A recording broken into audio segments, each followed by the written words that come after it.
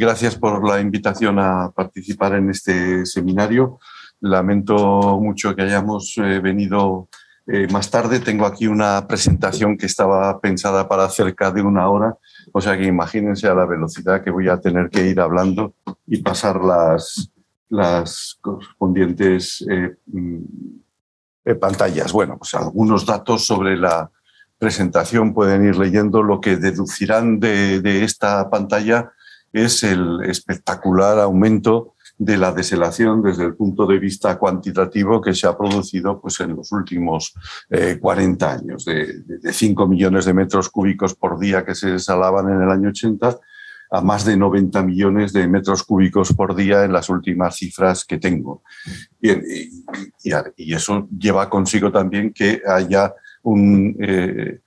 una presencia de la desalación en muchos más países de los que existían en ese año 1980. En España, en concreto, se limitaba la desalación a algunas pequeñas instalaciones en las Islas Canarias. Hoy tenemos pues, grandes plantas de desalación en el Mediterráneo, ¿no? ¿Por qué ha sucedido esto? Pues por la presión sobre los recursos hídricos tradicionales, por el aumento de la población, por el aumento del nivel de vida, las necesidades sanitarias, porque ha entrado en crisis la obra pública tradicional, los embalses que producen fuertes afecciones ambientales y ya no es posible hacer, por lo menos en el ámbito del primer mundo, nuevas obras de regulación importantes, porque ha mejorado la técnica de la desalación, la ósmosis inversa, y eso ha llevado consigo pues, una rebaja de costes bastante importante. Hoy en día en las grandes plantas de desalación el metro cúbico sale más o menos a $0,5 por coste. Luego, claro, hay que trasladarlo, ese metro cúbico, al lugar correspondiente y entonces donde se va a usar y entonces se pueden disparar los costes. Hay una poderosa industria de la desalación que busca sus mercados e induce a gobiernos e induce a ayuntamientos poderosos a instalar plantas. Hay ejemplos de países adelantados también que en España algo que informa clarísimamente del porqué del aumento de la desalación en los últimos tiempos es el fracaso de una gran transferencia de aguas que se preveía por la Ley del Plan Hidrológico Nacional del año 2001 entre la cuenca hidrográfica del Ebro y las cuencas del arco mediterráneo, de 1.400 hectómetros cúbicos anuales. Bueno, eso llevó consigo unos problemas políticos tremendos. En 2004 y en 2005 se derogó esa transferencia en el marco de un cambio de gobierno que hubo también en aquellas fechas. Y el compromiso de la modificación de la legislación fue que esa cantidad de agua que en la transferencia se iba a alcanzar por aguas superficiales se conseguiría por desalación y por reutilización de aguas residuales urbanas. Entonces, ese es lo que explica que a continuación de esa fecha de derogación de la transferencia del Ebro, el Estado llevará a cabo fuertes inversiones en el ámbito de la desalación. Bueno, hoy en día la desalación pues hay que integrarla dentro de las preocupaciones generales de seguridad hídrica y cambio climático, sobre todo en estos tiempos de esta última. El cambio climático plantea reducciones de precipitaciones en la mayor parte de los ámbitos territoriales, y el cambio climático también plantea problemas de no uso de energías tradicionales. Bueno, las dos cosas van a ser muy importantes en el ámbito del régimen jurídico que les voy a explicar. Los principales problemas que una normativa tiene que tratar en abstracto desde el punto de vista exclusivo del régimen jurídico, si hablaran ingenieros, si hablaran biólogos, si hablaran químicos, plantearían otra serie de historias, pero son los que ven en la pantalla. ¿Quién tiene la propiedad de las aguas desaladas? Consiguientemente, ¿cómo se puede hacer la gestión? Eso lleva consigo los grandes problemas de iniciativa privada, iniciativa pública, los costes de la desalación y quién los asume, los impactos ambientales de la desalación y cómo se pueden superar, y todo ello con la vinculación al régimen energético. Bueno, entrando ya en materia más profunda jurídica, Lo que ven en esta pantalla es la sucesión de normas que se han producido en España pues, en los últimos 35 años. Tenemos una gran ley, una ley de 1985, la primera gran ley constitucional de aguas. Tenemos en España leyes desde el siglo XIX de aguas, pero la gran ley constitucional es esta que decía del año 85, que decía de la desalación nada. Pero durante su vigencia pues se planteó una fuerte sequía en el año 95, eso llevó a hacer un Real Decreto sobre temas de régimen jurídico de la desalación que no fue objeto de aplicación. Segunda ley importante, ley modificatoria del año 85, ley 46/1999, ya plantea una regulación sobre la desalación en el marco de una ley que tiene un fuerte contenido ambiental. Y tercera ley a examinar, ley de 11/2005, que deroga lo anterior y que plantea un régimen jurídico distinto desde el punto de vista de la propiedad y de la desalación. Bueno, en los tres textos hay que fijarse en problemas sobre propiedad pública o privada de las aguas en general y de las aguas desalinizadas, cuáles son los derechos del desalador sobre las aguas respectivas, cómo se pueden utilizar estas aguas por los particulares, las formas que adopta la intervención pública y el régimen económico financiero. Y en normativa distinta, la normativa de evaluación de impacto ambiental, pues cómo se produce, si se tiene que producir la evaluación de impacto ambiental de las instalaciones de desalación. Bueno, esta pantalla la salto, hay que distinguir entre desalación y desalobración. Hay régimen jurídico, desalación es un concepto que usamos para las aguas marinas, desalobración es para las aguas continentales. Eso, bueno, como hay también un tiempo de preguntas, si les interesa, pasaría a ello, pero sigo avanzando, ¿no? Me fijo sobre todo ahora en esta ley del año 99, que fue modificatoria de la ley de 1985, y las modificaciones se integraron en el texto refundido de la Ley de Aguas del año 2001, que fue lo que fue modificado por esa ley de 2005. Esa ley 46/99 era una ley de contenido ambiental, como les decía hace un momento. Su objetivo, en general, no solo de la desalación, sino también de la introducción que se produjo en aquel momento de un mercado de derechos de uso de agua muy distinto absolutamente del que tienen aquí, por cierto, era la evitación de la realización de grandes obras hidráulicas, ¿no? Mediante el mercado, se decía, pues el agua se dirigiría de los usos menos relevantes social y económicamente a los más relevantes, no habría que hacer embalses, y mediante la desalación se aportarían recursos hídricos adicionales, ¿no? ¿Cómo se opera en esta ley de 1999? Pues bueno, hay un artículo en la ley del año 85, modificada por la del 99, que es un artículo que contiene, pues, qué constituye el dominio público.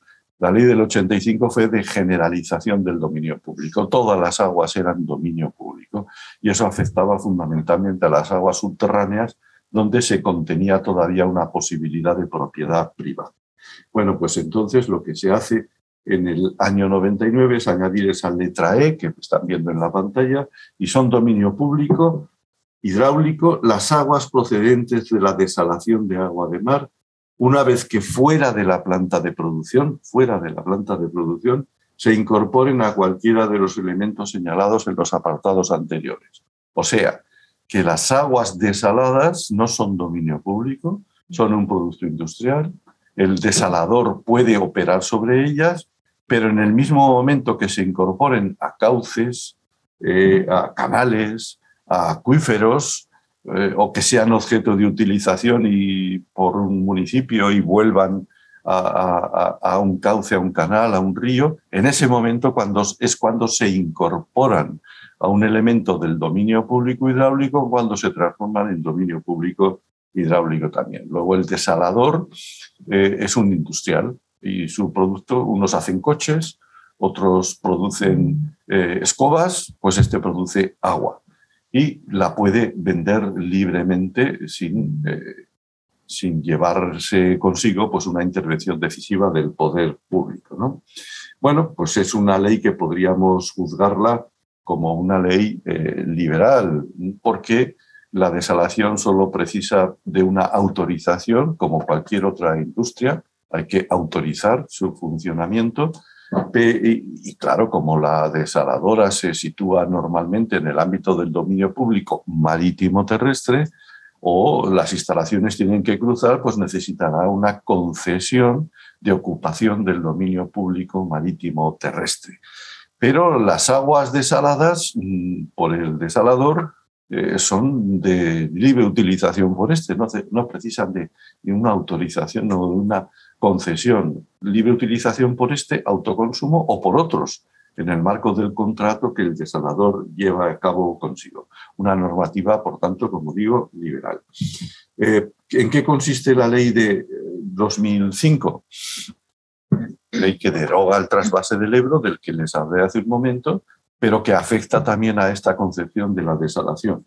Bueno, pues mire, el artículo 2 queda muy simple. Son dominio público hidráulico las aguas procedentes de la desalación de agua de mar, sin más.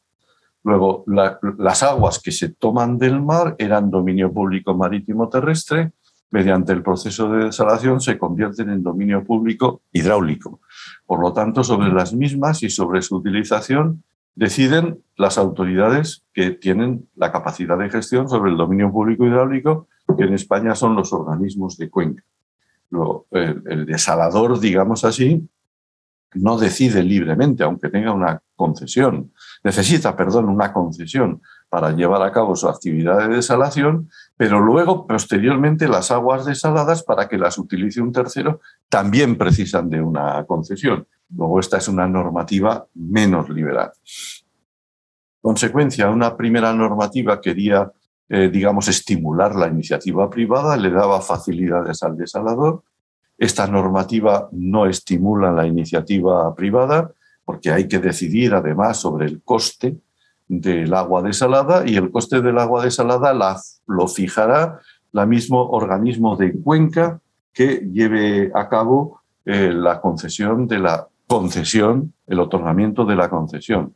Por lo tanto, uno diría, pues habrá habido inversión privada con la primera ley, pero no habrá habido inversión privada con la segunda. Respuesta equivocada. No ha habido inversión privada en ningún caso.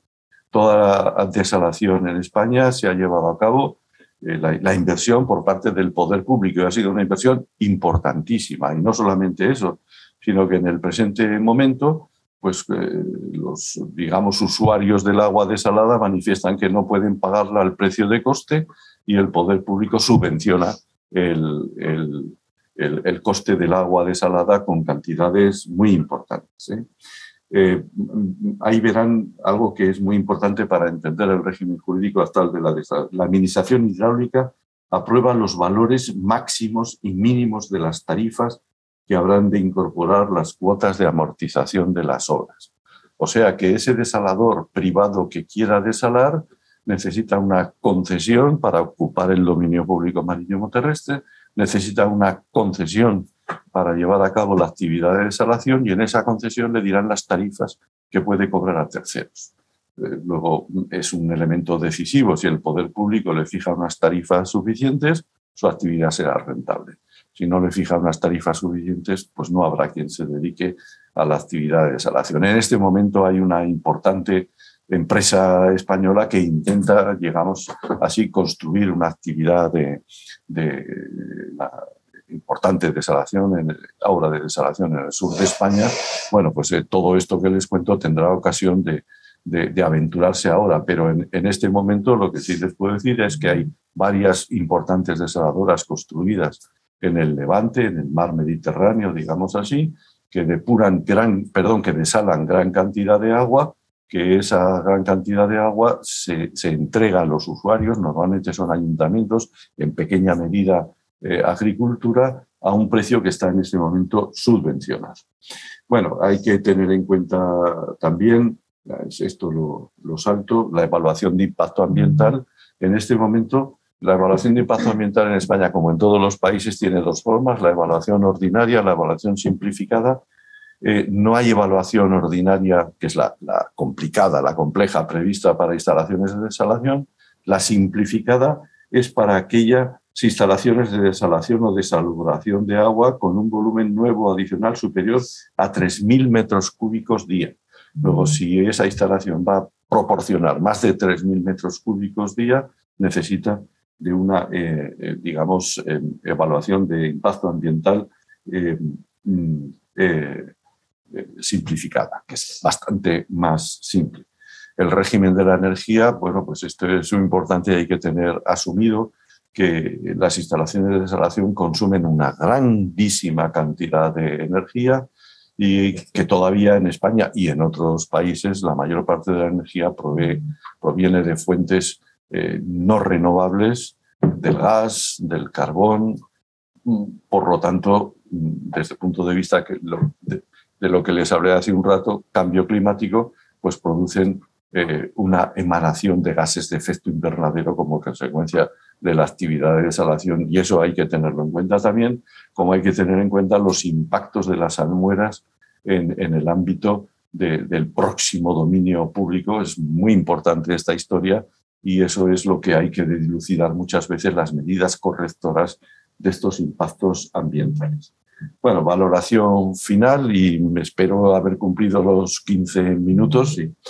Pues bueno, pues que hay que hacer desalación porque hay una continua presión sobre los recursos hídricos convencionales que son reducidos. En España la planificación hidrológica que se está haciendo ahora parte de una reducción de precipitaciones del 20%, nada menos, que es una cosa importantísima. Bueno, la actividad de desalación se hace sobre todo por el poder público. El poder público tiene una limitación hasta dónde puede llegar. Hay que favorecer de alguna forma, digamos, concreta y contenida y sin cometer ninguna arbitrariedad, que pueda haber iniciativa privada en el ámbito de desalación. Veremos si eso sucede o no. Hay, como les digo, proyectos nuevos de desalación, pero muy concretitos, que tienen que concretarse todavía. Y bueno, pues mi opinión es que en los tiempos, última frase, crecerá la desalación, pero sobre todo me da la impresión de que en España sobre todo va a crecer la reutilización de aguas residuales urbanas. Ahí se están haciendo progresos, yo diría, impresionantes, y es un camino pues, que hay que observar también. Bueno, pues nada más por mi parte.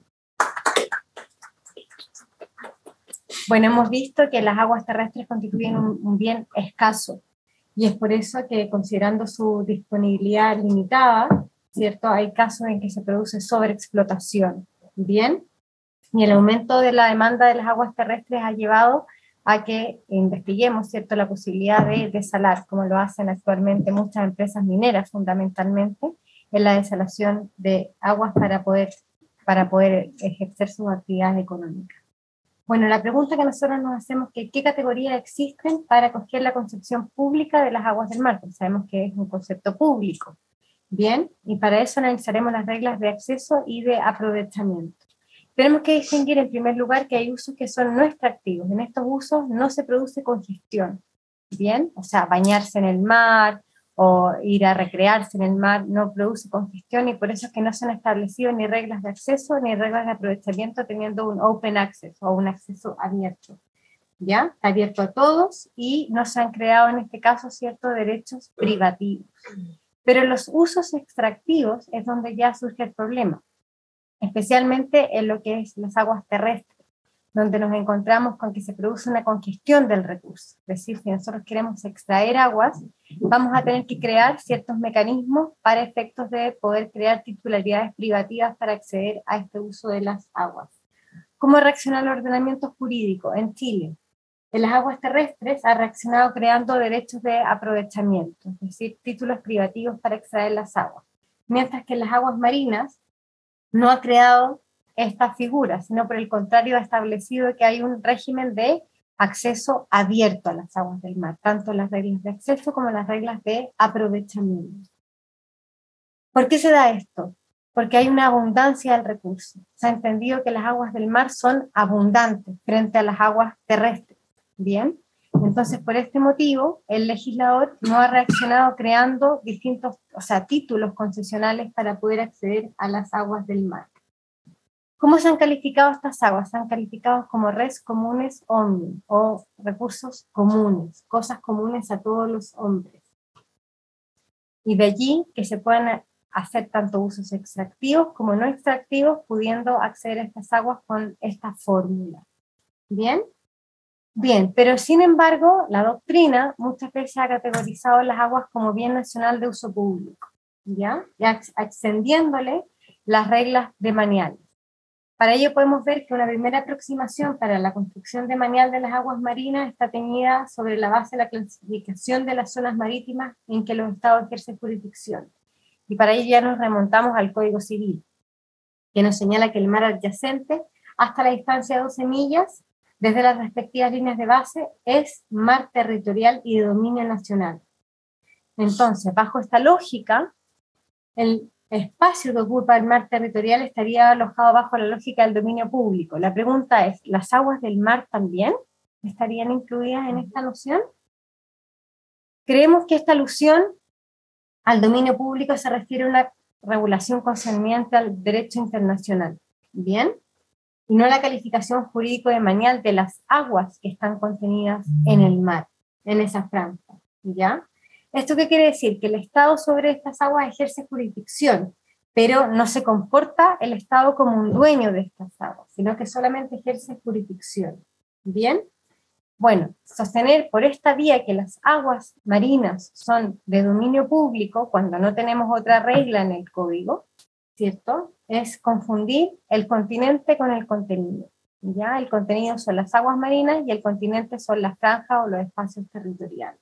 ¿Ya? Sostener la equivalencia sería lo mismo que decir que los espacios aéreos, que también son de dominio público, ¿cierto? Existiría, en este caso, el aire estaría publicado y también sería de dominio público, ¿ya? Y no es conveniente hacer esta confusión. Un segundo acercamiento sobre la noción de dominio público de las aguas del mar la podemos encontrar en la lógica del mismo Código Civil cuando señala, y el Código de Aguas, que todas las aguas son bienes nacionales de uso público, ¿ya? Pero sabemos que esta regla, ¿cierto?, que lo que a primera vista pareciera indicar que hay una unidad del ciclo hidrológico no es así, ¿ya? La categorización de las aguas como bienes nacionales de uso público se ha fundado la doctrina en sostenerla en este artículo del 595, pero no se puede leer de manera literal, porque esta norma del 595 fue modificada en el año 67 a raíz de la ley 16.640 de reforma agraria para incluir las aguas terrestres privadas que no estaban consideradas dentro del ciclo hidrológico terrestre. O sea, ahí es donde se modifica la regla y se incorporan las aguas subterráneas y las aguas privadas, que eran aquellas aguas que nacen, corren y mueren dentro de una misma heredad, y se incorporan a la demanialidad. Pero nunca se quiso afectar a las aguas marinas sobre esta base. ¿Bien? Entonces nosotros creemos que la lógica de bien nacional de uso público de las aguas marinas no puede presumirse, sino que tendría que decirse específicamente en la ley, quedar establecida en la ley. Si hubiese sido el ánimo del legislador publicar las aguas marinas, lo hubiese hecho bajo una reserva, como si lo hace respecto de las aguas continentales o las aguas terrestres. ¿Bien? Bien, el mar, entonces creemos, o las aguas del mar, ¿cierto?, como las entendemos como un res comunes omnium, o como un recurso común a todos los hombres. Esta categoría ya la veíamos en Marciano, y fue recogida en las institutas de Justiniano.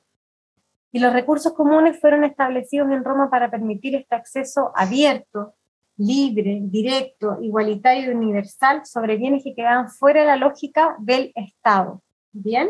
Donde la única limitación era evitar que la utilización por unos perjudicara la utilización de otros.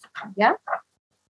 Luego esta idea de los recursos comunes pasa, ¿cierto?, a las 7 partidas, bajo la expresión cosas comunales pertenecientes a todas las criaturas, en que la idea principal es que podían ser utilizadas por todos los hombres para su uso natural o para aquel que les fuese provechoso.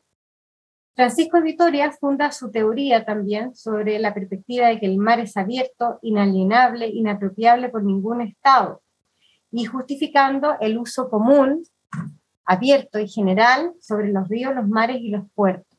Bien, y Grocio en su obra Mare Liberum, o Liberum, también se refiere al uso común del mar, afirmando que el mar es de aquellas cosas que es inagotable propiamente tal. Entonces lo asemeja en este sentido al aire, ¿ya? A las aguas del mar. Y que no pueden ser poseídas, ¿cierto? Ni por nadie en exclusiva, porque se trata de un recurso que es infinito. ¿Bien? Andrés Bello sigue esta misma lógica. Y para él el uso del mar era común. ¿Bien? Era una cosa común, inapropiable y por ende incomerciable. Y el acceso también es universal, es uti universi, ¿ya? Pero señala en el Código Civil que la ley va a tener que determinar una regla para su acceso, cosa que aún el ordenamiento no ha hecho. ¿Cuáles son las consecuencias de configurar el mar como un res comunes omnium? En que se parte del libre uso de estas por cualquier persona, y cualquier intervención de la administración va a requerir siempre una regulación específica, o sea, establecida en la propia ley. Y las reglas de acceso y aprovechamiento van a ser siempre excepcionales, ¿ya? Nosotros también creemos que las aguas del mar son cosas comunes a todos los hombres, ¿bien? Porque han sido relegadas de una regulación legal o normativa. Entonces corren la suerte de las cosas que por su naturaleza común, su abundancia y su imposibilidad física de confinarlas han quedado relegadas del comercio humano. ¿Bien? ¿Cómo se verifica entonces el acceso y el aprovechamiento de estas aguas de manera libre y abierta? ¿Ya? No están las aguas del mar sujetas a una connotación pública actualmente. ¿Bien? El agua del mar, entonces, son cosas comunes y a su respecto existe la posibilidad de que todos puedan hacer un uso inocuo de ellas, extrayendo las aguas del mar, en especial para su aprovechamiento extractivo. ¿Bien? Bien, y aquí entrando a lo que son las aguas marinas extraídas. A la inversa de lo que opera en España, ¿cierto? Que es bastante más complejo el sistema. Las aguas extraídas, las aguas marinas en Chile extraídas del mar, haya un operado la desalinización de estas, pasan a ser propiedad, ¿cierto?, de aquel que las extrajo, ¿ya? No hay una desafectación en este caso, porque las aguas del mar no están publicadas, no son de dominio público, son recursos comunes. Entonces solo basta con que alguien las extraiga y para que estas puedan ser utilizadas para cualquier fin, ¿ya?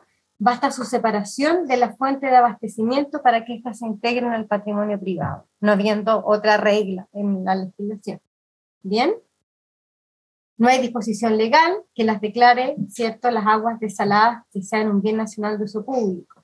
Por tanto, su demanialización tampoco es procedente. Y esto lo relacionamos con la regla que tenemos establecida en la Constitución en el 19 número 23, que hace la clasificación, ¿cierto?, de las cosas, de las cosas comunes a todos los hombres, que son inapropiables, de los bienes nacionales de uso público, que son inapropiables, y todas las demás cosas que sí son apropiables y que entran en la garantía del derecho a la propiedad, en definitiva. ¿Bien? Entonces, tenemos que entender que las aguas tanto terrestres como marítimas o marinas son insusceptibles de apropiación en cuanto a recursos. Las primeras son bienes nacionales de uso público, ¿cierto? Y las marinas son recursos comunes, pero son insusceptibles de apropiación. Pero hay que distinguirlas en la segunda unidad regulatoria, ¿cierto?, de las unidades extraídas, que son apropiables, y una legítima apropiación, ¿cierto?, está garantizada hoy día en la Constitución. ¿Ya? Es por eso, ya. Bien, entonces ya pasando más rápido a la iniciativa legislativa, ayer conversamos mucho sobre este tema. El presidente Piñera introdujo una indicación sustitutiva a todos los al boletín 11.608/09 sobre desalación y incorporó, ¿cierto?, una idea distinta sobre el alcance que iba a tener la desalación. Con los boletines anteriores se estimaba de que las aguas, una vez desaladas, eran bienes nacionales de uso público, ¿ya? O sea, integraban el dominio público hidráulico. Mientras que este boletín cambia la idea, que es el boletín 450 de marzo del 2022, y sin embargo publica las aguas del mar, al señalar que el mar adyacente, las aguas y el fondo marino son bienes nacionales de uso público. O sea, ya se estaría llenando de contenido esta idea que hoy día tenemos vacía de regulación. Bien, y por otro lado crea para su desalación, ¿cierto?, la idea de otorgar concesiones, es decir, bajo toda una lógica bien nacional de uso público, se otorgan concesiones uso privativo, ¿ya? Esta concesión, ¿cierto?, es para la extracción como su conducción, se otorga por un plazo de máximo de 30 años, o sea, muy semejante a lo que ocurre con el Código de Aguas actual con las nuevas concesiones, y considera una extracción de agua de mar máxima en ciertos periodos determinados. Todos los ponentes ayer explicaban que esto es un gran avance porque otorga un régimen jurídico a la desalación, que hoy día no lo tenemos. Hoy día la desalación se efectúa a través de las normas de las concesiones marítimas, es decir, las concesiones marítimas no tienen ese objeto. Las concesiones marítimas son para ocupar un espacio del espacio marítimo con elementos flotantes o estables, pero no son, ¿cierto?, para extraer aguas del mar. Entonces sería un avance. Ahora, las preguntas que hay que hacerse es, ¿qué tan pernicioso puede ser establecer una concesión que pueda ser más restrictiva que las concesiones de agua terrestre? Esa es la pregunta. Porque si esta va a estar sujeta a plazo, va a tener causales de caducidad de revocación, va a ser más fácil extraer aguas terrestres que extraer aguas marinas. Y queremos potenciar justamente que se extraigan aguas marinas más que aguas terrestres. Bueno, eso era todo. Muchísimas gracias. Buenos días. ¿Se escucha? Sí. A todos y todas. Yo me voy a concentrar hoy en los aspectos ambientales de la desalinización, desde una perspectiva jurídica, por supuesto. Y ahí el tema, yo creo que más relevante tiene que ver con si este tipo de proyectos se tienen que someter o no al sistema de evaluación de impacto ambiental. Por mucho tiempo se ha entendido, yo diría que hay distintas visiones. Lo que es claro es que no hay una causal obligatoria de ingreso de este tipo de proyectos al sistema. Sin embargo, efectivamente hay proyectos que sí están sometidos al sistema, pero lo están por la vía de otras causales, ya sean estas por tratarse de proyectos mineros que contemplan en sus faenas una instalación desalinizadora, por tratarse de proyectos energéticos que contienen también una instalación desalinizadora, o bien por tener emisarios submarinos, ¿ya? El problema es que hay un mundo de proyectos que no necesariamente se encuadra dentro de algunas de estas causales, ¿ya? Y de hecho, si uno revisa los proyectos que han ingresado al sistema, los proyectos que cuentan con concesión marítima y las declaraciones de pertinencia de ingreso al sistema de evaluación de impacto ambiental, es posible constatar que a lo largo del tiempo han existido criterios bastante dispares en torno a si este tipo de proyectos deben ingresar o no al sistema. Y por supuesto hay casos en que algún criterio puede ser el caudal de extracción, en otros casos el criterio puede ser cuánta agua se va a producir, ¿no? Pero en definitiva no hay un criterio uniforme, ¿ya?, para determinar si estos proyectos deben ingresar o no. La pregunta es, bueno, ¿por qué es importante que ingresen? La desalación está efectivamente hoy día desarrollándose en un entorno regulatorio más bien pobre, ¿ya?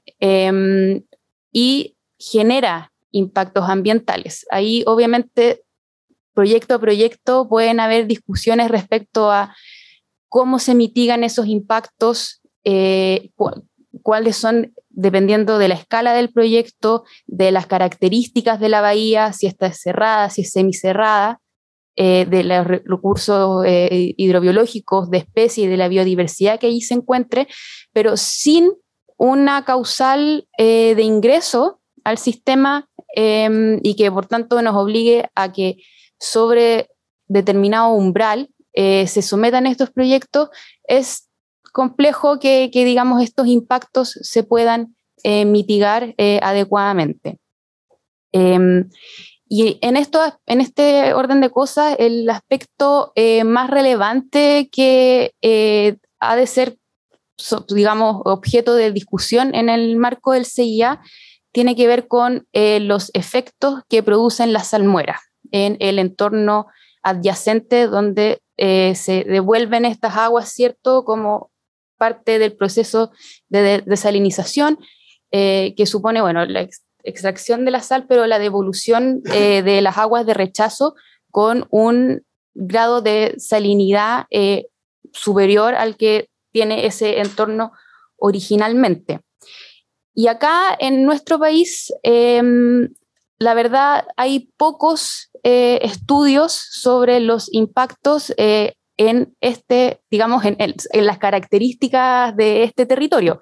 ¿Ya? Siempre para efectos de ver, cuáles son los impactos de la salmuera o no, se citan o se revisan literatura sobre impactos que están vinculados con el caso de España, ¿cierto?, con el mar Mediterráneo, otros, también en el caso de Australia, pero en el caso chileno hay pocos estudios que realmente puedan ir señalando en cada, digamos, bahía cuáles son verdaderamente los impactos que este incremento de la salinidad genera en las especies. Y allí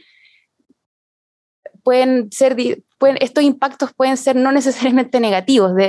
Yo tengo también conocimiento de que, por ejemplo, en la bahía de Quintero hay determinadas especies que incluso se han beneficiado, ¿ya? Obviamente pueden haber otras especies que se vean perjudicadas, pero el punto es que esta es una cuestión que evidentemente debiese ser sometida a evaluación de manera adecuada. ¿Ya? Los impactos de este tipo de actividades son de todas maneras mitigables dependiendo de la dispersión de la pluma salina con la que se devuelvan las aguas de rechazo al mar. Pero también, de nuevo, ahí las corrientes oceánicas juegan un rol que debe ser analizado caso a caso, ¿ya? En suma, poca evidencia local y también vinculado con este pobre entorno regulatorio, no hay en nuestro sistema jurídico, como contrario a lo que ocurre, por ejemplo, en el caso de España y también en el caso de Australia, normas que se hagan cargo sobre que regulen la salinidad del efluente, ¿ya? En el caso, porque la única norma que tenemos aquí estoy siempre concentrándome en desalinización de agua de mar, ¿no? La única norma con la que contamos es el Decreto Supremo 90 del 2000, que lo que regula es la descarga de contaminantes hacia cursos de agua marinas y continentales superficiales para la descarga de residuos líquidos, ¿ya? Pero no contiene ningún parámetro sobre salinidad, ¿ya? Y en el fondo, si esta norma es considerada para efectos de la evaluación ambiental, es difícil que sin un parámetro de salinidad sea óptima para efectos de poder determinar si es que el proyecto es inocuo o no, y bueno, y cuáles son los impactos que genera y cómo se pueden mitigar adecuadamente.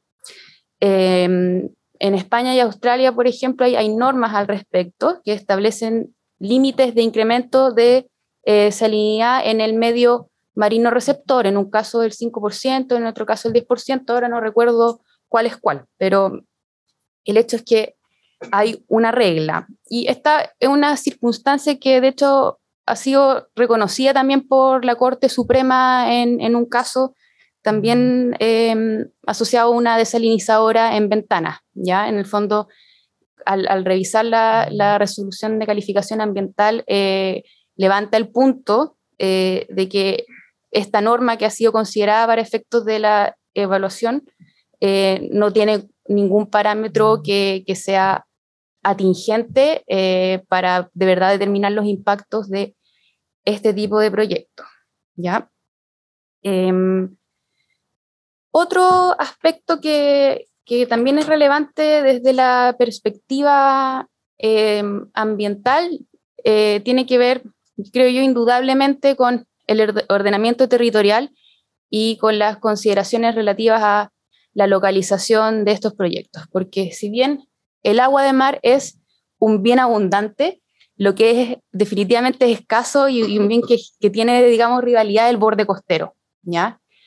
En el borde costero conviven múltiples usos que compiten entre sí.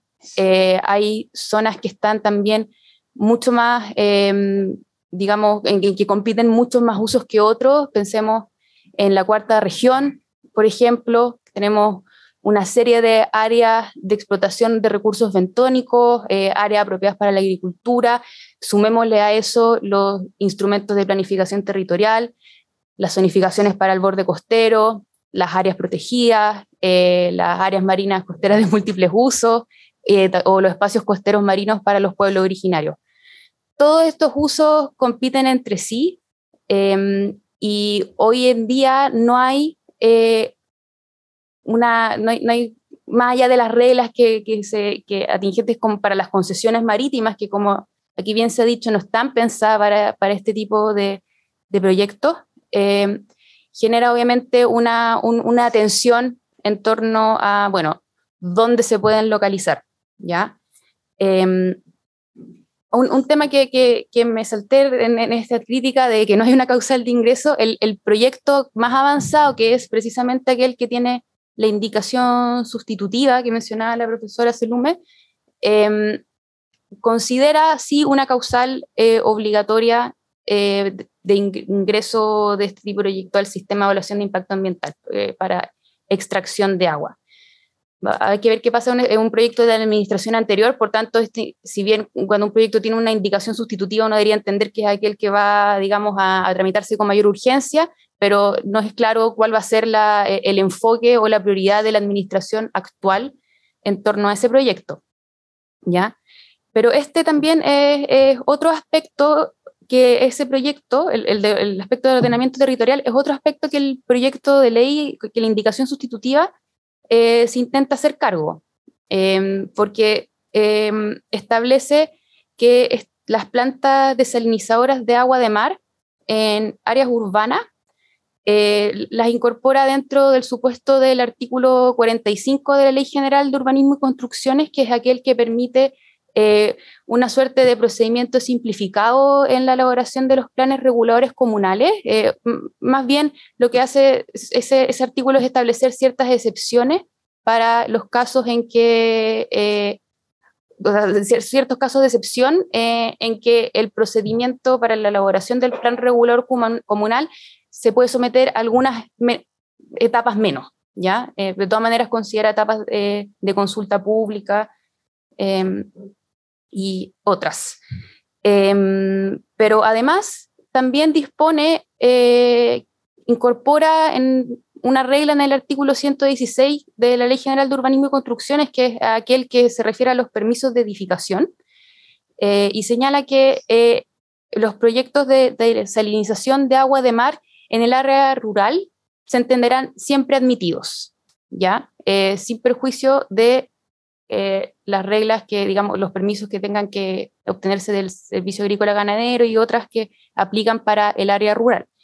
Con lo que hace una asimilación a las reglas que hay en materia de infraestructura, que hoy en día, para el caso de las plantas desalinizadoras, regirían solo tratándose de plantas desalinizadoras con fines sanitarios, porque por aplicación de las reglas de la Ordenanza General de Urbanismo y Construcciones, ese tipo de instalaciones son infraestructura sanitaria, ¿ya?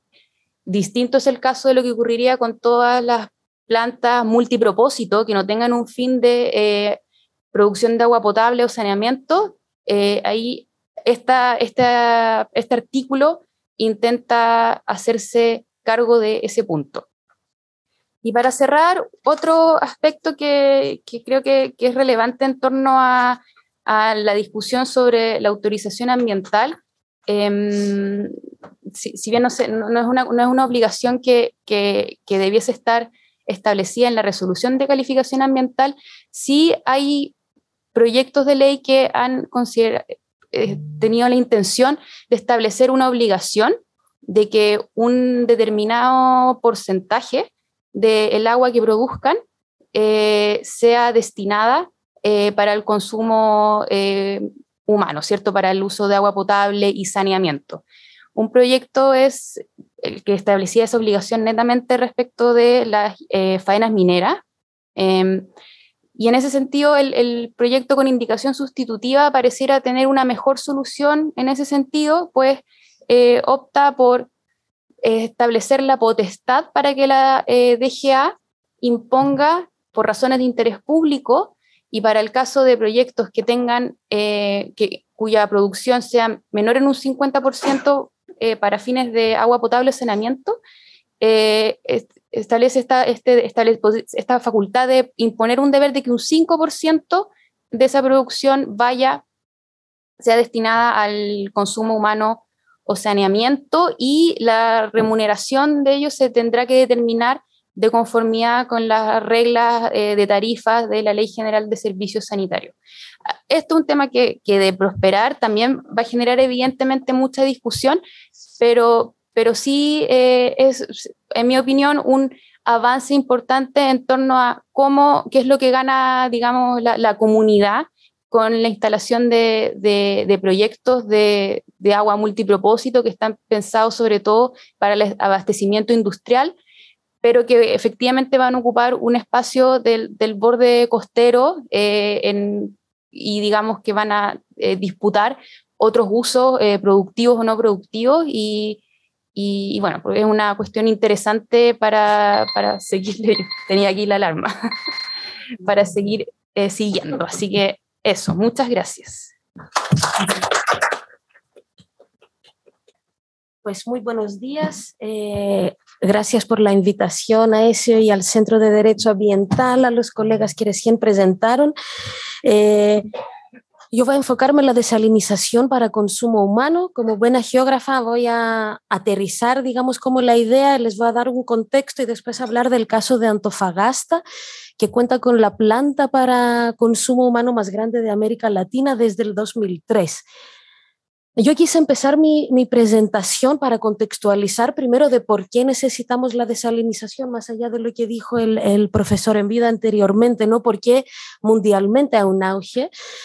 Entonces, lo importante es entender también por qué hay una crisis hídrica en Chile y por qué se está insertando en el discurso público y en términos más prácticos la desalinización, ¿no? Más allá de ser un hotspot del cambio climático, la megasequía de los últimos 13 años, otros factores que contribuyen a construir esta crisis hídrica es claramente los sectores productivos que tienen antagonismo para las fuentes continentales del agua, el mismo Código de Aguas que ha generado una acumulación de los derechos despojando a ciertas comunidades de derechos, y finalmente la mala gestión por parte del Estado chileno históricamente, con falta de fiscalización, contaminación de aguas y el sobreotorgamiento que se hizo a partir de los 80, ¿no? Entonces, todos estos factores contribuyen y los menciono porque para encontrar soluciones a los problemas hay que mirar sus causas, ¿no?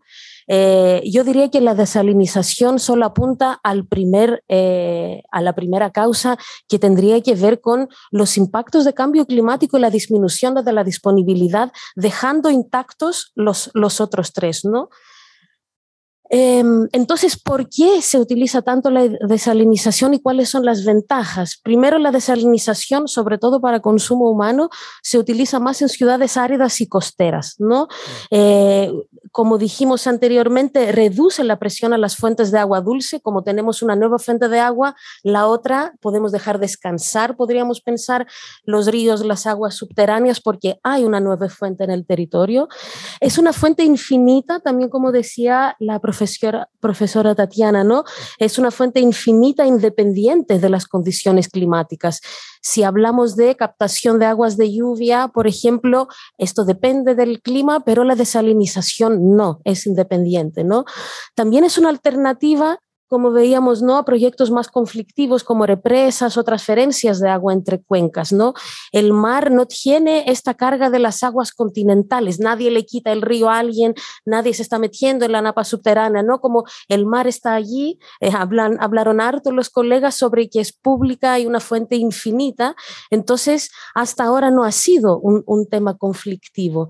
También han habido importantes mejoras, ¿no? La desalinización precisa de mucha energía, pero han habido varios avances en los últimos años que han reducido la necesidad energética para producir agua desalinizada.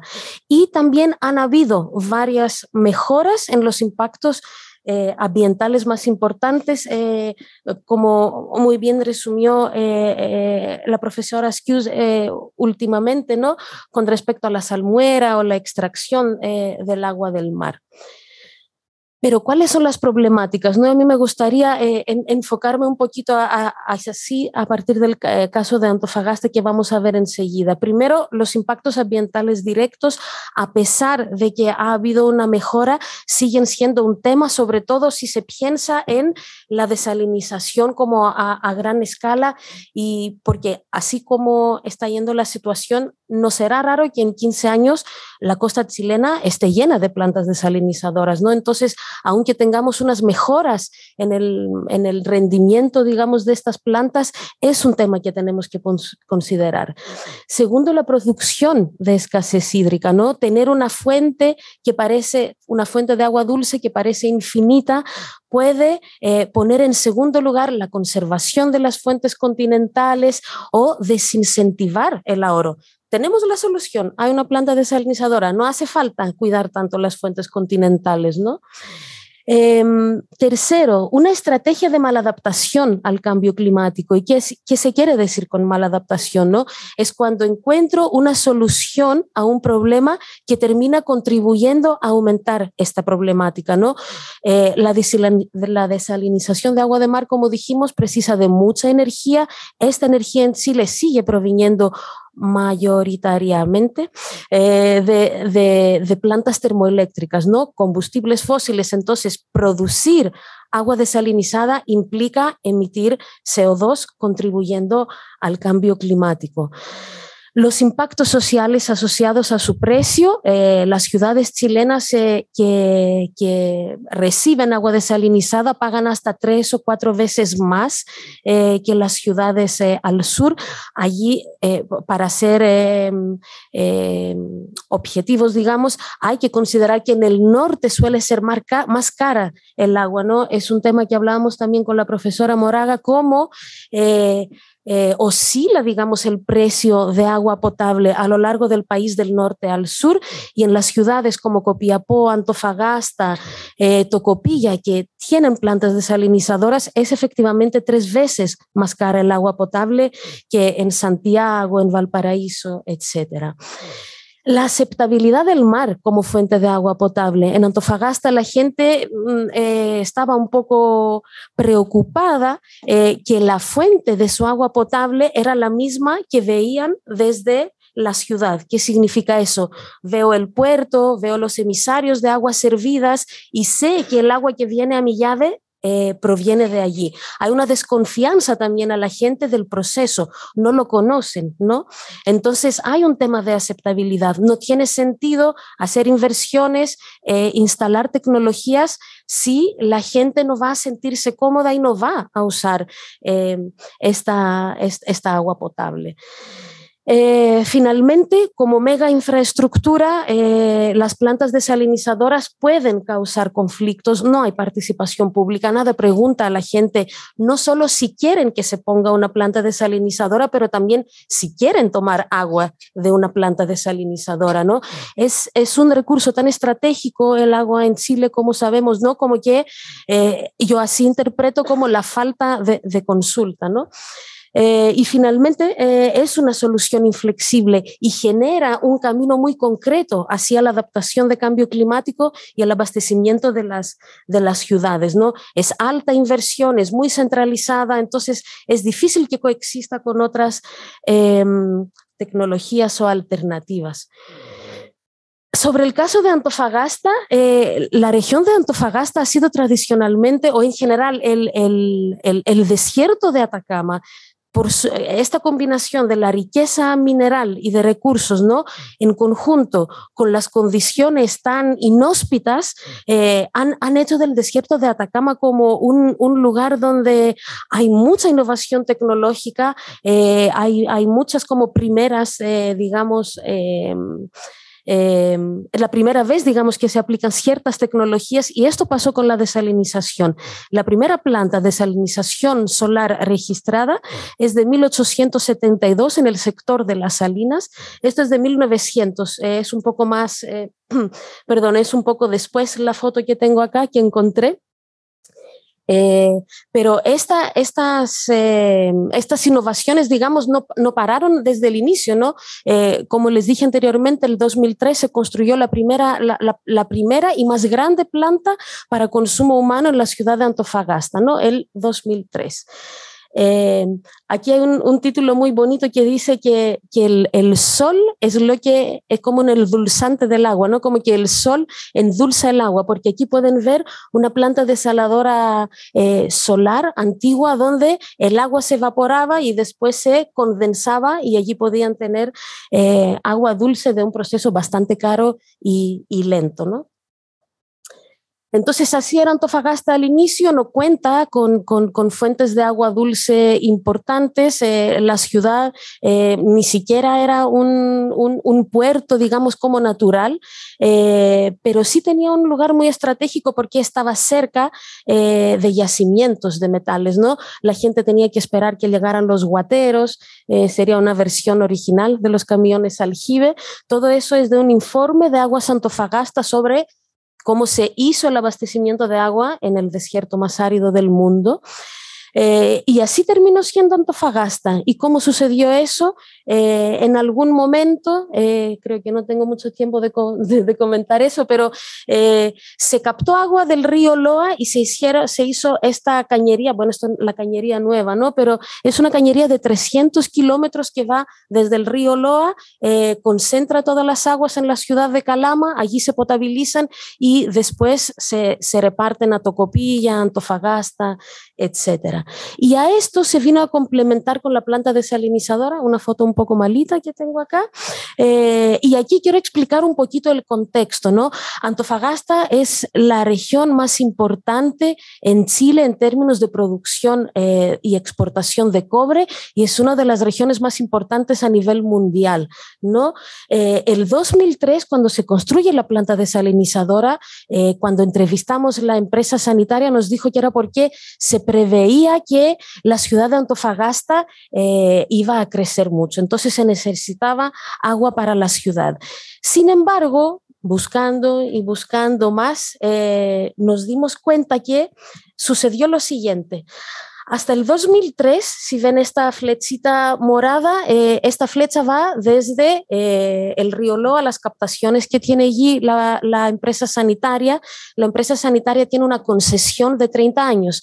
Esto significa que los derechos de aguas no son propiedad, pero de aprovechamiento de la empresa sanitaria. La empresa sanitaria no puede vender sus derechos, pero sí puede vender agua a terceros, ¿no? Fuera de su concesión, de su contrato con la Superintendencia de Servicios Sanitarios. Entonces, la empresa regional de este entonces, ESAN, que todavía era pública, tenía contratos con empresas mineras donde vendía agua de sus derechos porque todavía le sobraba agua para dar a las ciudades donde tenía su concesión. El 2003 se hizo la licitación, Antofagasta PLC, este grupo de la familia Luxic, tomó la concesión y junto con la concesión se puso en funcionamiento la planta desalinizadora. La empresa estatal ya la tenía también licitada, entonces cuando Antofagasta PLC se hizo dueña de Aguas Antofagasta, era podía, digamos, aprovechar de los derechos de agua que venían con la concesión, más la planta desalinizadora en la ciudad de Antofagasta. ¿Qué pasó en este entonces? Como había nueva agua, digamos, en la región, esta nueva fuente de agua desalinizada, se dejó de llegar, digamos, tanta agua del río Loa a las ciudades. Esta agua fresca se quedó arriba se hicieron nuevos contratos con las empresas mineras, claramente del mismo grupo Luxic, ¿no? Se extendieron varios contratos para dar agua a las mineras por parte de la sanitaria, y en la costa se quedó el agua desalinizada. Entonces llegamos en una situación donde el agua fresca se queda para la minería, el agua desalinizada para la gente. En un documento que encontramos del Banco Interamericano de Desarrollo, dice lo siguiente: el agua obtenida de la desalinización sustituirá paulatinamente parte del actual suministro con que cuenta la empresa sanitaria y cuya fuente se encuentra en la cordillera. El SAN continuará ejerciendo sus derechos de explotación y el agua sustituida será negociada con las compañías mineras que la requieren para sus nuevos proyectos de expansión. Entonces, la desalinización de agua de mar se instaló en Chile, en el caso de Antofagasta, no tanto para asegurar el crecimiento urbano, social y económico de la ciudad, pero también para asegurar la sustentabilidad y resiliencia, digamos, del sector minero. Y es por esta razón que la gente en Antofagasta no está pagando la desalinización. La tarifa no está incluida porque la empresa sanitaria no puede justificar la construcción de la planta desalinizadora. Esta se puede justificar solo cuando hay un agotamiento de las aguas continentales. Esto no era el caso, ¿no? La empresa quería negociar el agua fresca con las mineras y así dejar a Antofagasta con agua desalinizada. Actualmente, Tocopilla, Mejillones, Antofagasta y Taltal de la región de Antofagasta están abastecidas con agua desalinizada. Chañaral, Caldera y Copiapó están abastecidas con la primera planta desalinizadora pública que se inauguró al inicio de este mes. Tú me dices, Ezio, cómo estoy con tiempo. Ya, imposible. Pero bueno, las implicancias regionales de eso, bueno, como les dije, unas colegas, Campero y Harris, que ven el tema desde la geografía legal, que puede ser de su interés, están hablando de cómo efectivamente confirman nuestros resultados que el aumento de la oferta de agua no significa que la gente que no tenía agua la tiene ahora. El aumento de la oferta de agua significa que hay mayor disponibilidad de agua fresca para la minería, ¿no? Y no tanto para la ciudad. Otro tema que encontramos nosotras con una colega, porque nos interesó ver cómo entra el agua desalinizada en el mercado de aguas, ¿no? Que es un tema muy interesante para el caso chileno. También nos dimos cuenta que todas las vulnerabilidades y todas las problemáticas, digamos, que están asociadas a la desalinización se traspasa a la población para consumo humano y no a la minería. Y me refiero, ¿qué pasa cuando hay un aumento del precio de la energía? ¿Qué pasa si la planta no está funcionando, ¿no? Queda como muy expuesto el abastecimiento de consumo humano.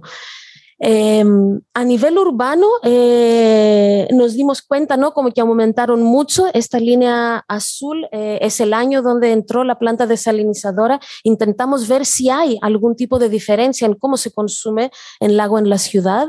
Aquí pueden ver cómo se va enverdeciendo la ciudad de a poquito, ¿no? Como que cada vez hay más áreas verdes, entonces sí tenemos como un mayor consumo municipal, por lo menos. Había una historia anecdótica muy interesante últimamente, que el Club Deportivo Aguas Antofagasta le echaron del estadio de Antofagasta porque no habían pagado su cuenta de agua. Es muy caro regar un estadio de fútbol con agua desalinizada, ¿no?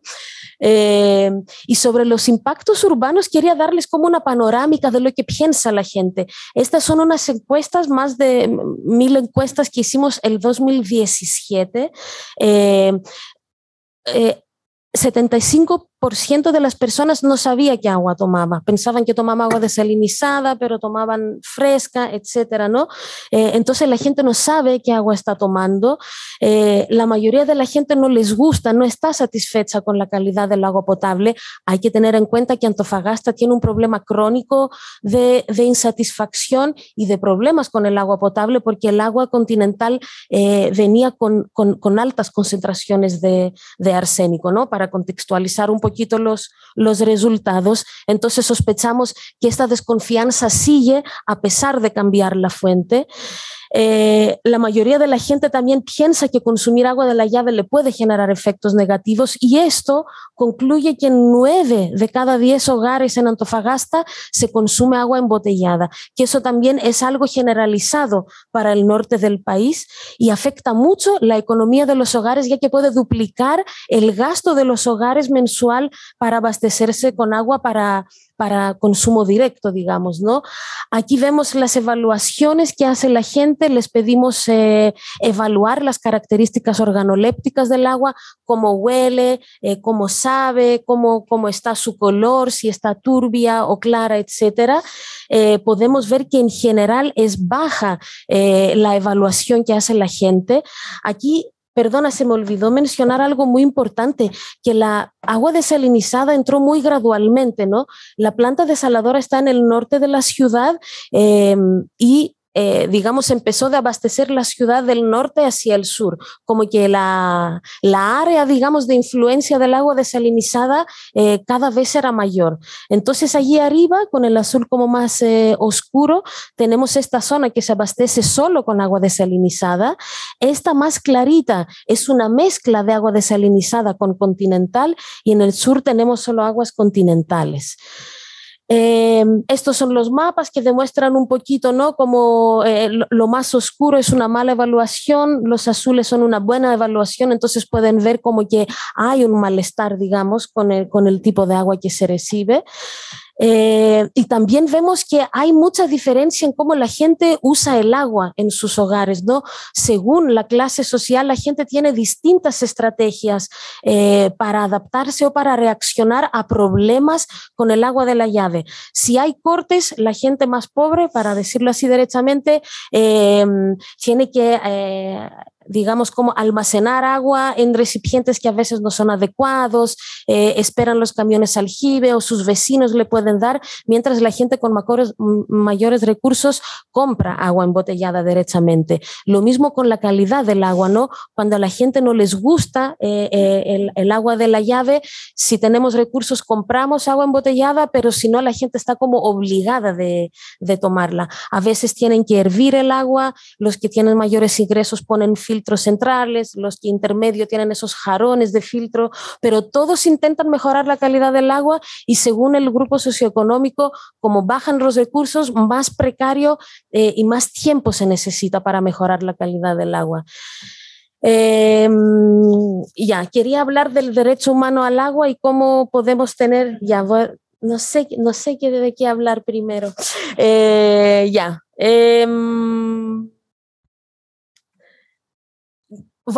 Esta va a ser mi última diapositiva porque les puede interesar. Entonces estaba viendo el proyecto de ley boletín 11.608.9 y quería hacer como unos cortos comentarios sobre eso. Primero, se toma por dado la aptitud del agua desalinizada para consumo humano y riego, mientras hay estudios que dicen que le falta magnesio al agua desalinizada para consumo humano y hay un exceso de boro para su riego, ¿no? Se necesitan, digamos, distintas normativas, sobre todo para consumo humano del agua, pero también para usos particulares.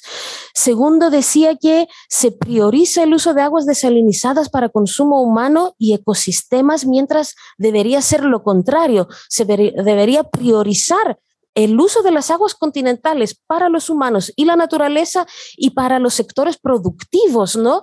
Usar agua desalinizada. No se menciona el consumo energético. No podemos pensar en desalinización, sobre todo en contexto de cambio climático, sin vincularlo con la estrategia energética, ¿no? Aunque pongamos energías renovables, yo me puedo imaginar el desierto lleno de plantas solares para alimentar a las plantas desaladoras que se necesitan. También el mismo boletín se preocupa más por la ubicación de las plantas que sus impactos ambientales, y finalmente no se cuestiona su necesidad. ¿Quiénes pueden poner plantas? ¿Para qué podemos poner plantas? Cualquier empresa puede ponerse una planta desalinizadora y producir agua dulce. Y con eso voy a cerrar. Gracias.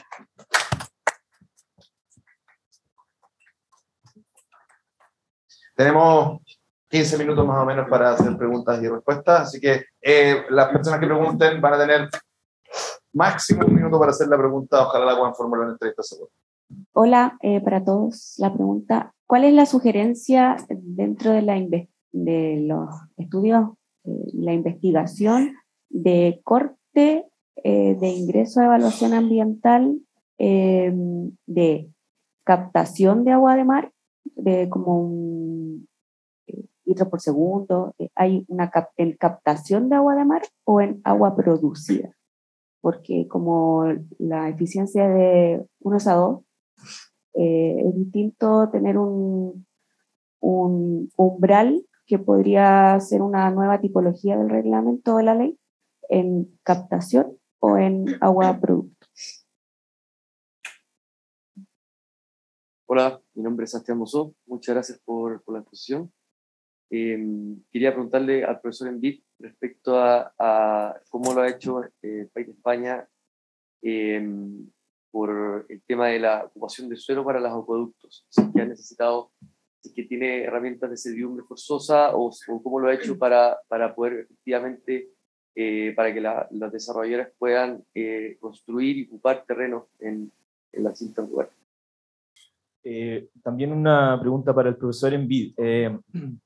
La pregunta tiene que ver más bien con una idea más europea. Todo lo que usted comentó sobre la preocupación de la desalación está pasando más o menos de forma similar en la cuenca mediterránea. Tiene una especie de plan, digamos, no sé, Italia, Portugal, España, Grecia, que tienen más o menos el mismo clima y las mismas necesidades de recurso hídrico. ¿Hay algo a nivel de la Unión Europea que esté impulsando la tecnología, o todo lo que usted comentó más bien es algo solitario de cada país y específicamente de España, incluido el financiamiento, digo, ¿no?, con los subsidios que usted comentó? Hola a todos, buen día. En complemento, quiero complementar un poco la pregunta que hizo el profesor Eduardo Astorga en base al tema de permisos, ya entrando a permisos sectoriales derivados de los PAS, ¿cierto? El PAS 160 estaba consultando recién. Pero en cuanto al permiso de edificación, ahí no me quedó muy claro esta opción de omitirlo, quedar un poco liberado. Y ahí también consultar qué pasa con aquellas instalaciones complementarias o instalaciones de faena que van a desarrollar el proyecto de una planta desalinizadora. ¿Qué pasa ahí con la tramitación de permisos? Andrés Cubillos, agradecido por la charla. A María Cristina, una consulta. Tú hablaste sobre la apreciación que las personas tenían sobre el agua en Antofagasta. El dato duro objetivo, ¿hay alguna diferencia entre el agua desalinizada y el agua pura que llamabas tú, o de las cuencas? Y lo segundo, una observación. También hacía una diferenciación como muy radical entre el proyecto minero y la ciudad de Antofagasta, como si no hubiera una vinculación entre que las personas que vienen a Antofagasta lo más probable es que trabajen en los proyectos mineros. Muchas gracias a todas. Voy con mi pregunta mientras camino para Tatiana. Si el agua de mar es considerada un bien común, natural, inapropiable, no entendí bien cómo se producía que al extraerla quedaran dentro del patrimonio privado, porque la ocupación, entendía yo que era de las res nullius, pero no necesariamente de bienes que sí tienen una categoría que en este caso es un bien común. Ya, eso. Tenemos como 2 o 3 minutos cada uno para responder, así que mantengamos la eficiencia. Les agradezco a todos por la eficiencia hasta este momento. Muchas gracias por las preguntas. Seré breve. No, sí se necesita el informe favorable para la construcción. Lo que hace la regla de decir, se entenderán siempre admitida, es que finalmente, con independencia de lo que pueda establecer el instrumento de planificación territorial particular, que, por ejemplo, restrinja un determinado uso de suelo, se tendrían siempre en días, pero eso no obsta a que tengan que obtener las autorizaciones del artículo 55 de la Ley General de Urbanismo y Construcciones, que son las del PAS 160. Así que, en síntesis, sí necesita IFC, pero tiene que ver más bien con la posibilidad de localizarse el proyecto, porque esto todavía no es ley, con la posibilidad de localizarse más allá de lo que diga el instrumento de planificación territorial correspondiente. Y respecto, si puedo responder el tema del corte de ingreso umbral, no es claro. O sea, al menos de la revisión que yo he hecho de los distintos criterios que hay para determinar si, por ejemplo, las pertinencias, he visto de todo, y el proyecto de ley no simplemente dice que este tipo de proyectos de extracción para agua desalinizada tendrán que ingresar al sistema, pero deja la determinación de un reglamento, los umbrales y todo. Así que eso es una cuestión que tiene que ser discutida sobre la base de evidencia para determinar cuáles proyectos son los que debiesen ingresar o no. Gracias. Ya sí, te contesto la pregunta. Bueno, esto es en relación a la Constitución vigente. Te establece en el 19 número 23 la libre apropiabilidad de todos los bienes y te hace 3 excepciones, ¿cierto? Los recursos comunes, los bienes nacionales de uso público y las reservas constitucionales, o sea, sin perjuicio de los demás preceptos constitucionales de la Constitución. Entonces, pero esto está pensando en recursos. Como recursos probablemente tal, son inapropiables y por tanto incomerciables. Pero las unidades que se pueden extraer de estos recursos son apropiables. Ya sea, hay libre apropiabilidad, por ejemplo, del aire cuando lo respiramos como recurso común, lo respiramos o lo podemos meter dentro de un globo o lo podemos envasar y venderlo en un hospital, el oxígeno, lo podemos apropiar.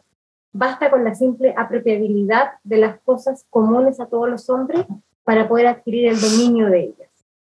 No requiere pasar por una concesión, por un procedimiento concesional, a diferencia de lo que ocurre con los bienes nacionales de uso público. No sé si me explico. Sí. ¿Sí? Sí. Sí. Vamos a conversar más. Sí, lo podemos conversar. Y las reservas constitucionales tienen un régimen especial. Por ejemplo, las minas que son de dominio del Estado, en definitiva. En la propia Constitución la que te establece que va a haber un sistema concesional para poder apropiarse, ¿cierto?, de los productos mineros. Pero en el caso de las aguas marinas no se ha establecido régimen. No hay un régimen establecido. No está definido en la legislación qué son recursos comunes. O sea, por eso lo tiramos a la categoría residual del recurso común y no en la categoría de bien nacional de uso público que tiene que estar expresamente definida por la ley. ¿Vale? Gracias. Bien, respondo a las 3 preguntas de forma inversa a cómo se han formulado. Bueno, no es cierto que los 4 países nombrados estén en la misma situación: Portugal, España, Italia, Grecia.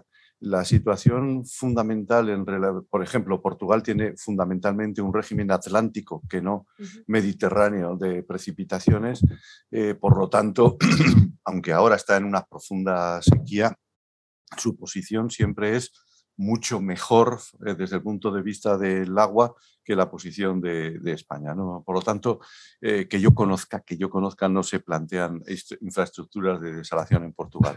Y en relación a los otros 3 países, la disimilitud fundamental en relación al agua es qué porcentaje de agricultura de regadío tienen.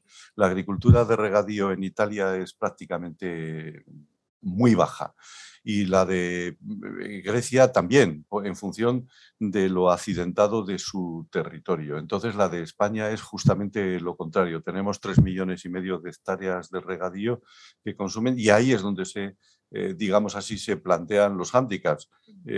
Hay mucha agua vinculada para esas 3 millones de hectáreas de regadío y se necesita entonces agua para abastecimientos urbanos, sobre todo teniendo en cuenta que España recibe antes de la pandemia casi 70 millones de turistas, imagínense, que se ubican fundamentalmente en las Islas Canarias, Baleares y en el Levante. La multiplicación de la política en relación a la desalación tiene que ser fundamentalmente distinta. Y respecto a política europea, no hay una política europea de desalación, pero lo que sí hay políticas europeas ambientales que hay que tenerlas en cuenta siempre, y puede haber apoyo de dinero europeo para la construcción de las instalaciones de desalación. Puede haber, y lo ha habido, de hecho, en algunos lugares, no para la subvención a las tarifas posteriormente. Incluso, ya entraríamos en profundidades, podría haber una contradicción con el derecho europeo en relación a la repercusión de costes si tuviéramos en cuenta las subvenciones. Bueno, primera cuestión. Segunda, ¿cómo se soluciona el tema de los servidumbres? Bueno, pues existe desde el ámbito y desde los tiempos del derecho romano la llamada servidumbre de acueducto. Simplificando, cuando el poder público, los organismos de cuenca otorgan una concesión a una persona para servirse de un abastecimiento correspondiente, implícita en la concesión está también la servidumbre de acueducto correspondiente. Eso es impepinable, eso es así. Claro, una servidumbre de acueducto sobre propiedad privada llevará consigo una indemnización y puede haber una discusión, un conflicto entre el titular de la servidumbre y el pasivo, digamos, de la servidumbre. Eso se resolverá en primera instancia fijando la indemnización en el organismo de cuenca, y si hay conflicto, pues los tribunales dirán cuál es el coste de la servidumbre, pero la servidumbre está establecida desde el mismo momento en que se otorga la concesión. Finalmente, la inversión privada y los problemas de la inversión privada. Bueno, quién sabe en qué cómo se va a desarrollar. En necesidades de agua existen. Yo he dicho al final que veo que es más fácil desarrollar la reutilización de aguas residuales urbanas, en lo que, por cierto, la Unión Europea ha aprobado un reglamento sobre reutilización y tiene muchísimo interés en esa reutilización. Veo más fácil el gran desarrollo de la reutilización que el de la desalación. Pero bueno, el inversor privado, ¿qué necesita fundamentalmente en cualquier actividad de inversión? No solo en desalación, seguridad. ¿La seguridad de qué deriva? La seguridad deriva primero de que un inversor privado se meterá a una inversión si cuenta con dos garantías mínimas. La primera, la garantía de ¿y quién necesita esa agua desalada? Por lo tanto, contratos con los ayuntamientos, municipios, comunidades de regantes que se comprometen a comprar ese agua desalada a tal precio, etcétera. Y segundo, que las tarifas que le fije el poder público al otorgarle la concesión permitan realmente la viabilidad de la cuestión. Si eso se soluciona, habrá inversión. Ya les digo, hay un gran proyecto de inversión en este momento de desalación en el sur de España, pero es muy importante y eso significa disciplina y eso significa que el poder público dé ejemplo en las propias instalaciones suyas de desalación, que respeta las tarifas, que no se cree una disimilitud con luego las tarifas que puedan percibir los inversores privados. Bueno, esto nos llevaría muy lejos, pero yo creo que hay que retener la idea de seguridad. Sin seguridad jurídica no hay posibilidad de inversión en ningún ámbito privado. Gracias. Ya muy buena la pregunta sobre la conexión entre la ciudad y la minería. Claramente existe. Si uno pregunta a la gente, dice, bueno, sí, sabemos que no hay agua por la minería, pero es como un mal menor no tener agua, o que haya ruido por el puerto, que haya contaminación, ¿no? por los trenes, etcétera. Entonces la gente sí reconoce que hay un impacto de la minería a las aguas, pero no como el sueldo de Chile, y sobre todo en esta ciudad que mucha gente vive de la minería, sea directamente o indirectamente por los servicios, ¿no? De hecho, incluso la gente que trabaja en la minería les regalan agua, como mucha gente nos decía, agua embotellada, ¿no? Pero no toda la gente trabaja en la minería, entonces el tema de los ingresos de los hogares es muy importante cuando tenemos como problemas en el abastecimiento de agua. Y sobre la diferencia entre agua marina y continental, marina desalinizada y continental potabilizada, sí.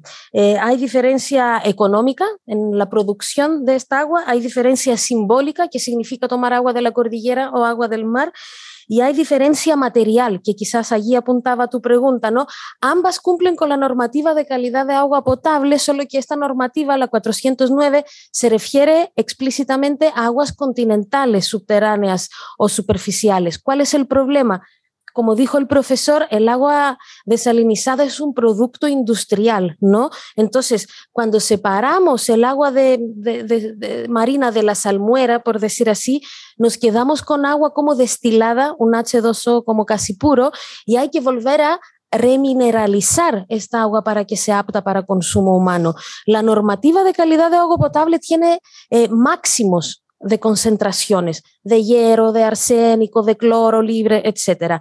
Pero aquí, como es un producto, también necesitamos mínimos de concentraciones, porque como es un producto, tenemos que asegurarnos que los metales o otros componentes del agua continental, ¿no?, estén presentes en esta agua. Y eso es el tema del magnesio que decía, ¿no?, de un estudio que se hizo en una comunidad de Israel que llevan 20 años tomando agua desalinizada. Hubo un aumento en los paros cardíacos porque no había magnesio que te protege de esos en el agua desalinizada, pero sí está en el agua continental.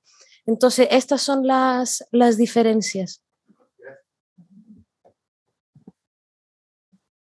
Ya, perfecto. Muchísimas gracias. Lo logramos. El expositor, al público también. Muchas gracias. Y damos por concluido ahora este sesión. Gracias, Ceci.